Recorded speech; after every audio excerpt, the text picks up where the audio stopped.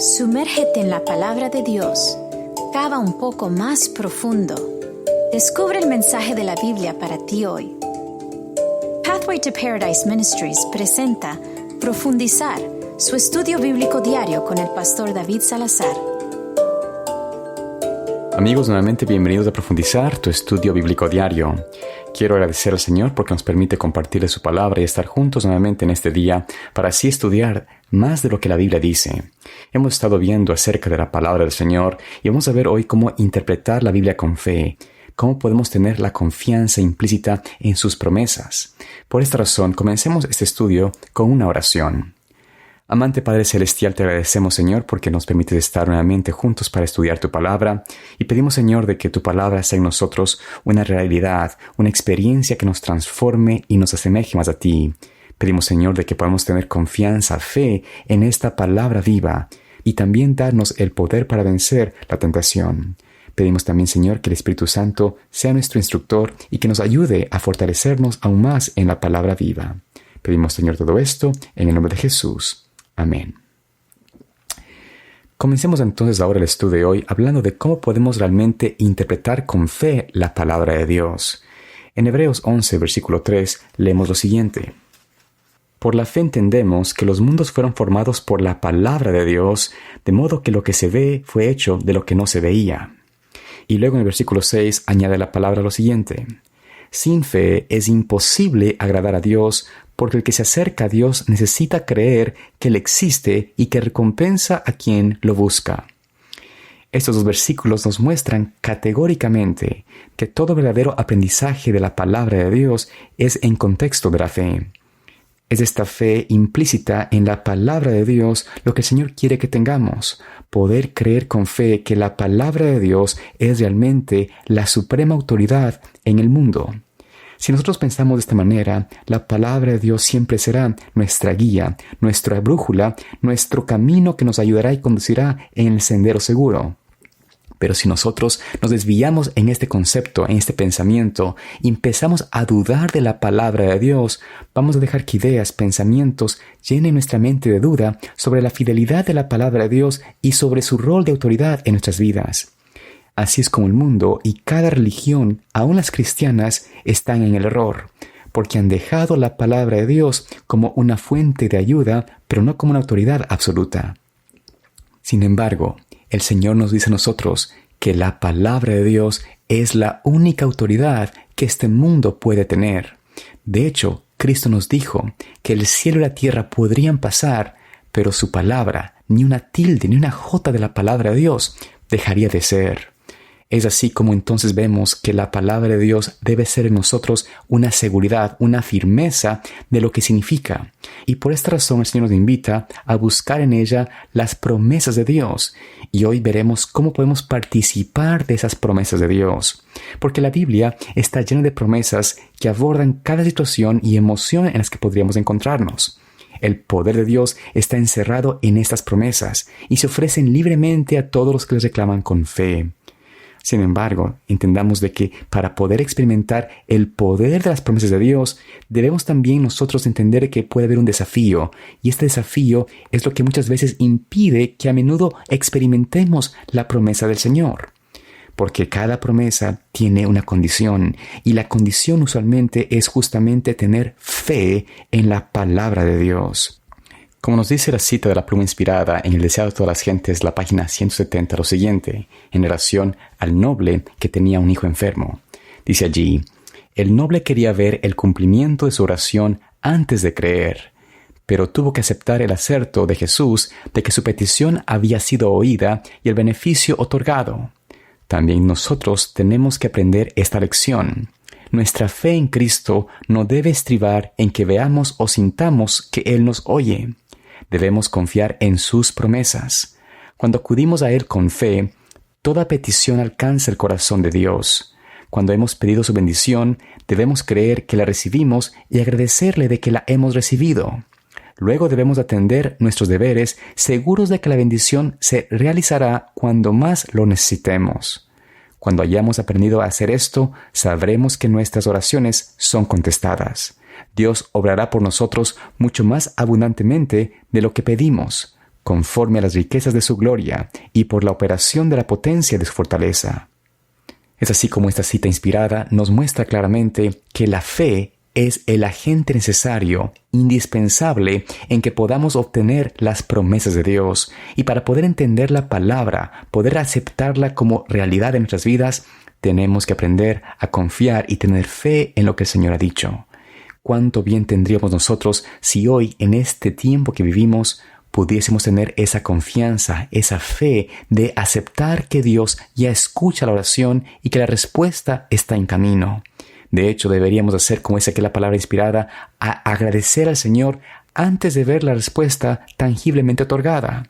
Porque el Señor, que escucha la oración de fe, siempre dará una respuesta en beneficio de nosotros. Dios necesita que tengamos esa experiencia. Por eso veamos algunos secretos de la Biblia para poder reclamar y experimentar ese poder de Dios en las muchas promesas que Él ha hecho. Vayamos al libro de 2 de Pedro, el capítulo 1, versículo 4. Notemos aquí qué propósito tiene Dios en que las promesas se otorguen en nuestras vidas. Por ese medio nos ha dado preciosas y grandísimas promesas, para que por ellas lleguemos a participar de la naturaleza divina, habiendo huido de la corrupción que está en el mundo por causa de los malos deseos.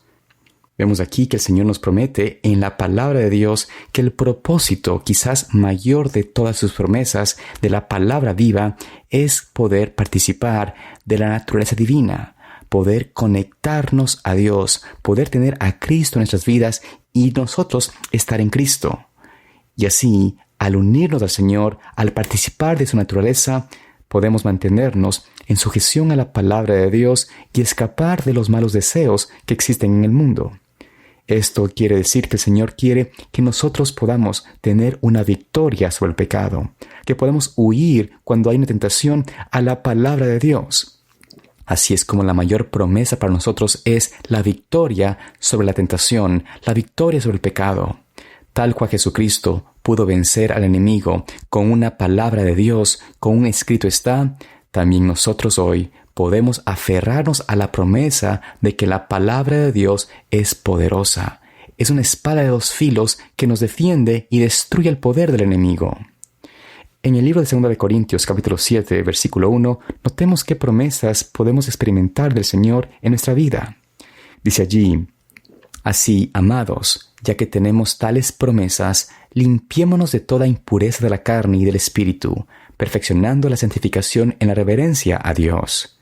Noten ustedes aquí cómo la palabra de Dios nos dice de que las promesas nos ayudan a hacernos santos, es decir, a santificarnos o limpiarnos de toda inmundicia de la carne y espíritu.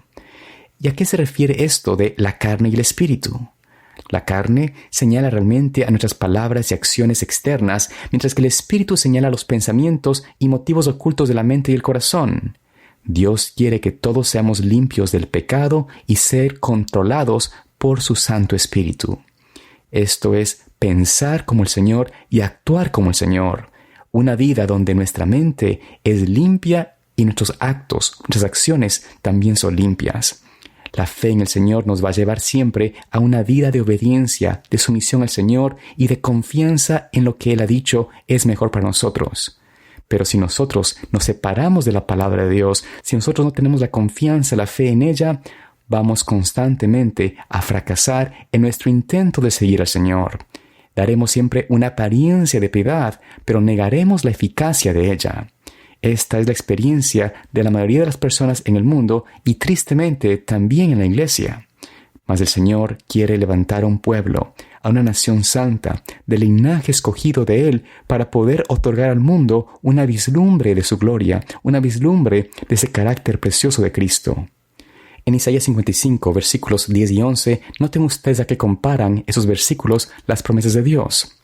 Dice allí: como desciende del cielo la lluvia y la nieve y no vuelven allá, sino que riegan la tierra y la hacen germinar y producir y da semilla para sembrar y pan para comer, así será mi palabra que sale de mi boca. No volverá vacía. Antes hará lo que yo quiero y prosperará en lo que le ordene. Vemos en estos versículos cómo el Señor compara su palabra, las promesas de Dios, con la lluvia que cae y da vida a las plantas, hace germinar a las semillas para poder crecer en arbustos, en plantas, en árboles y dar fruto. Pero pensemos un poquito más profundo. En el ejemplo que habla Dios acerca de su palabra, como la lluvia, estas plantas tienen que absorber el agua a través de todas las partes de su organismo e incorporarlas a sus células.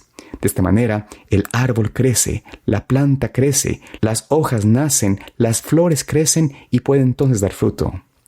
Así también nosotros debemos hacer lo mismo. Debemos absorber en todo nuestro organismo las promesas de Dios y traerlas a todo aspecto y experiencia de nuestras vidas. Quizás tenemos que aprender a incorporarlas en las pruebas más pequeñas para que podamos entonces crecer en las más grandes. Al hacer esto, nos convertiremos en hacedores de la palabra y aprenderemos a confiar en el Señor.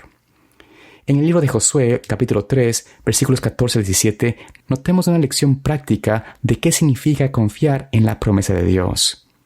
Nos dice allí: el pueblo partió de sus tiendas para pasar el Jordán, con los sacerdotes al frente con el arca del pacto. El Jordán suele desbordar durante la siega.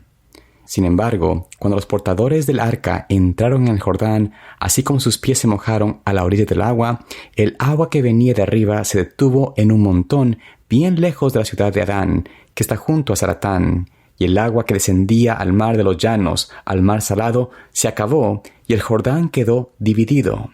Entonces el pueblo pasó en dirección a Jericó.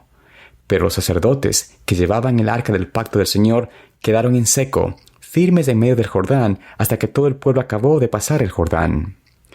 Vemos en esta experiencia del pueblo de Israel, al cruzar el Jordán para entrar a la tierra prometida, que el Señor hizo algo interesante en la manera como cumplió su promesa.